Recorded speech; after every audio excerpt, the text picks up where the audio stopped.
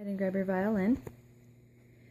So when we pick up our violin, we always hold it on the neck right there over the strings, and we always carry it in rest position underneath our arms. And then my instructor taught me that. Good, that's great. And then this is where she carries her bow. Okay. And when we're carrying our book, we carry it in the same hand as we carry our bow. Okay, so she's got that in rest position. So Eliza, why don't you show us how you put your violin up, and while you're putting it up, I'll talk about some of the important things that we watch for. Okay, so she gets her feet into play position, feet, and then she puts her violin up. You don't have to touch it on your head, that's okay. I want to do it. Yeah, that's the way she learned when she was very first learning. So things that our teacher talks about is we look for that line on your shoulder, you know, that shoulder seam in your shirt, and make sure that your violin is up far enough that it's covering up that shoulder seam. And Eliza, tell us the things that you line up before you start playing. What do you make sure is in the right place? Nose, scroll, elbow, toe. So your nose points down to your scroll, and your elbow right here.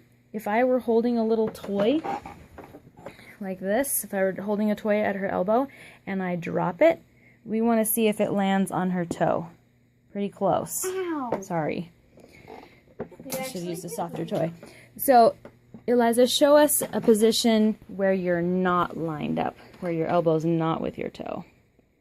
Which way does sometimes your violin go and Mom has to help you fix it? Yeah, sometimes she twists around, not usually that far. So sometimes when she's pointing out to the side, I have to remind her to come back to nose, scroll, elbow, toe. So that's what she says, nose, scroll, elbow, toe. Okay, and then let's look quickly at bow placement. Can you show us where you put your bow? Put your nose to your scroll. Okay, so our teacher talked about the highway and lanes on the highway.